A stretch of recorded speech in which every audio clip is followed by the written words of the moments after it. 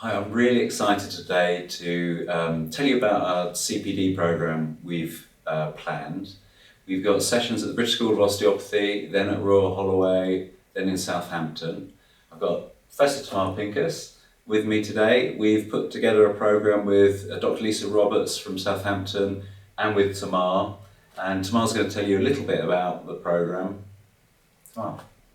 So we find that a lot of practitioners are more and more interested in the psychological aspects of care.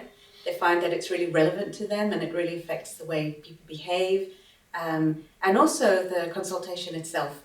So what we tried to do is to put something together that was evidence-driven but very relevant to practitioners. So we split 2 days and people can do one day or the other day or both of them together. And Steve will tell you about the first day. The first day focuses on some core skills. Going to be kicked off with Lisa, who's published work around communication, and we're looking at communication and listening skills.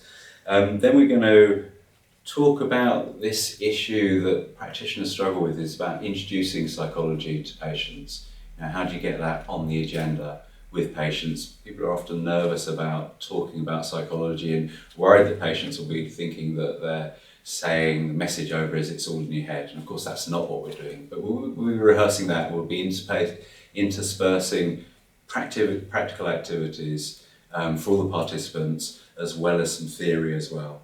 Then we'll be looking at working with patients who are maybe distressed or angry or frustrated. Again, follow up with some practical work.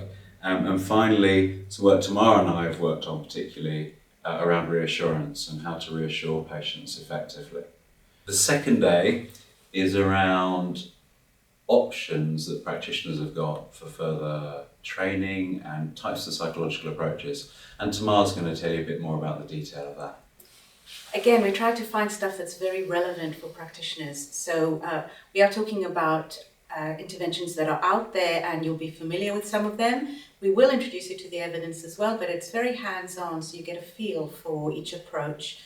There's some overlap between the approaches, so we will touch on CBT, cognitive behavioral therapy, which a lot of people have heard of, but sometimes people are actually unfamiliar with the history or what you do within it.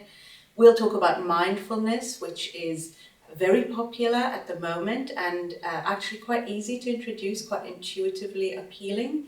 And we'll also introduce you to acceptance and commitment therapy, which is a different type. It's related to CBT, but it's slightly different, focuses more on psychological flexibility.